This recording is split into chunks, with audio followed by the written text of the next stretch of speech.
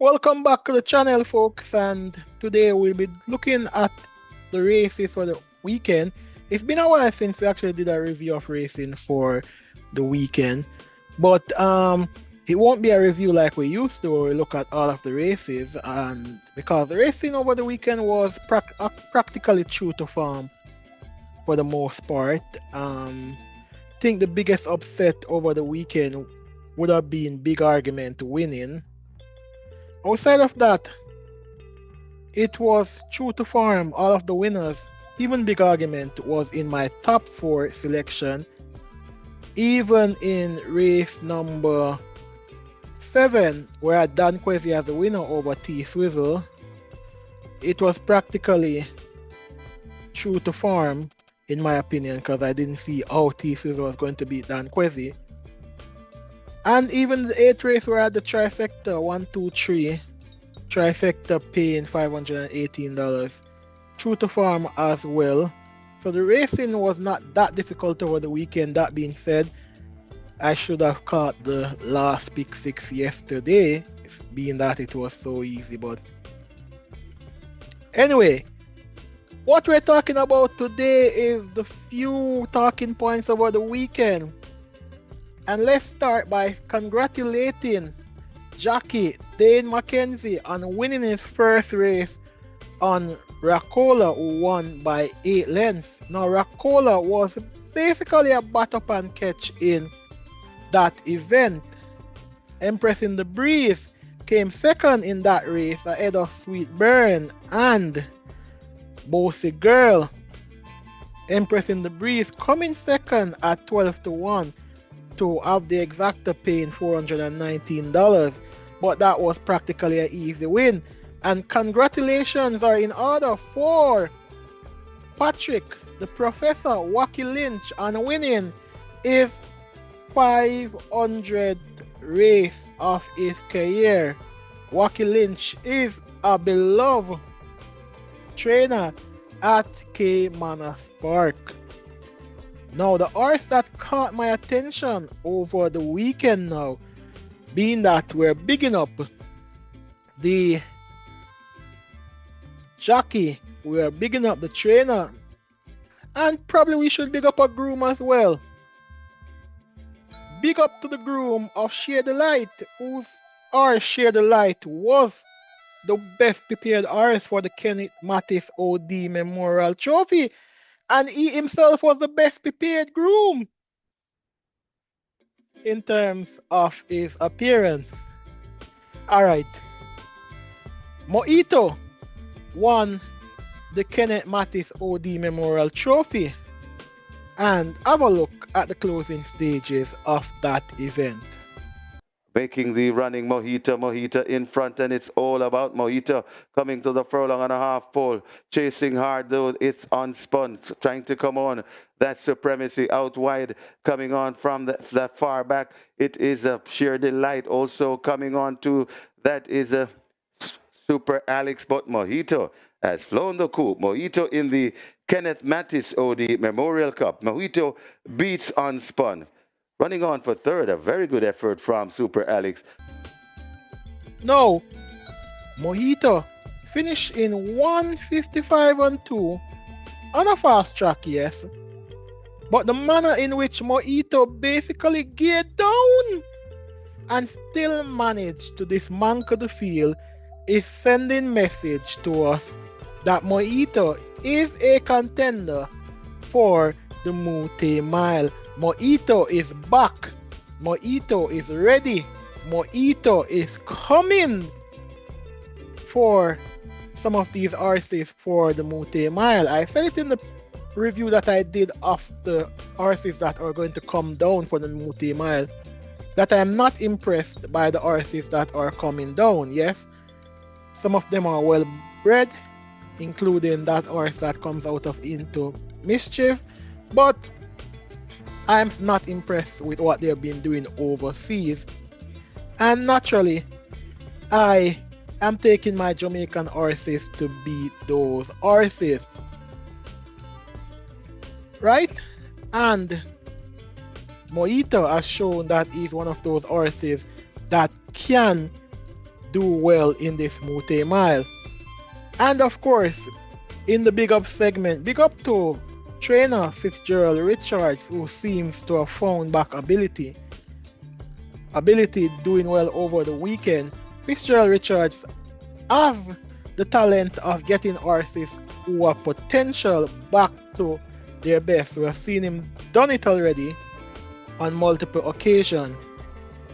Supernatural Power as well, going 7 furlong, stop the clock in 125 flat on in the ninth race on Saturday in the Thunderbird Trophy. And of course, Gervano was third, Tistas was second. Reason why I mentioned Gervano continues to be in the top 3 in every single race it has run, even though persons continuously say that is an ordinary racehorse. I wish I owned an ordinary racehorse like that. But the reason why I mentioned Gervano and Supernatural Power both being 3-year-olds, early in the year I said that this batch of 3-year-olds are very good horses. Supernatural Power, Gervano, Incredible Joe, Ride All Day. They are good horses who are going to be making trouble this year for any horse at the track. And see it, Gervano's won at open allowance, Supernatural Power won at open allowance. I would like to believe that when Ride All Day comes to open allowance, it will win. And Incredible Joe, if it can find back itself at its best, it has not run in a while, but it has been seen at exercise in the morning, which is a good thing. The last I saw of it, it was cantering at exercise track. I think that was on Friday. And when I say saw, I wasn't literally at the track, but I saw the exercise report. On Friday, I believe it cantered, or was it on Saturday? It has been seen, probably I've been noticing it for like 2 weeks now. Cantering at the track. It was on Saturday, yes, it did a gallop on Saturday. Yes, so I've been noticing it at the track as well, doing its thing for the past 2 weeks. So that is a horse that you have to keep your eyes on as one of the 3-year-olds that I was mentioning that will have a lot of trouble given to other horses at the track. Ride All Day also seen at the exercise. Rico.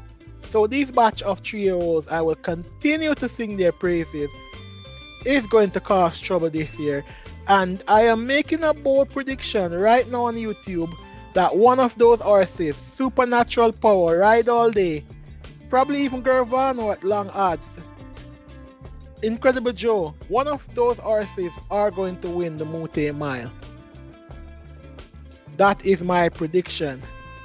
Also, over the weekend, I must say again that the apprentices continue to show that they can do their thing and they can definitely ride. We have seen it over the weekend. Clueless won on Sunday. A lot of persons asked that young man to be quite a talented jockey who can light up the track and can do great things. He and Autumn. Of course, the three that you always hears me talking about is Richie Shake, he rode Big Argument. Of course, Demar Williams, he rode Royal Maverick, and of course, Tajay Suko, who is on the rehabilitation. Those 3 young men are the future of riding at Caymanas Park. I've heard persons being critical of them, saying that they are not competent jockeys and they still have a lot to learn. Of course, they still have a lot to learn, but they are competent jockeys. They, in my opinion, are better than a lot of jockeys at Caymanas Park right now. And final thing I'm going to talk about, of course, is the Trainers Championship. I haven't spoken about it in quite a while. I cannot talk about the Jockeys Championship because Radish Roman has basically made it into a boring contest, and the only thing we could have spoken about was if he was going to break the record for the most win in a year. And as it stands now at the 15th of September, I don't think it's possible again. He's on 90 wins. But in terms of the Trainers Championship, Jason DeCosta leads Anthony Baba Nunes by about 9 million. Gary Sobrati is behind them. And I can tell you that this Trainers Championship is going all the way down to the Mute Mile. If that's the case, then I would say probably Jason DeCosta has the edge in terms of winning the Mute Mile. But Anthony Baba Nunes, you cannot write off Anthony Baba Nunes. So this is an interesting championship that is going to play out. And even looking at some of Jason DeCosta horses, I think that he has some horses that are going to be winning races soon in their class. So that is another thing where he's going to be earning. In fact, take a horse, for example, that a lot of persons overlook. A horse, for example, like Miniola. Now, Miniola, for example, finished 5th at 61-1 in the 10th race. I had that horse as my outsider in that event because he's improving rapidly, in my opinion. Miniola is going to win a race pretty soon and will be winning at non-winners of 2 as well. So he has some horses that are going to be winning races soon. Anthony Baba Nunes, though, is a tough competitor and is coming. Another horse that he has that is going to be winning soon is Miss Money Penny. Miss Money Penny must be wondering what it needs to do to win a race, but Miss Money Penny will win within its next 2 races, depending on who is running against. But I am not seeing much horses in that imported non-winners of 3, local non-winners of 4 category that can really beat Miss Money Penny going a sprinting distance.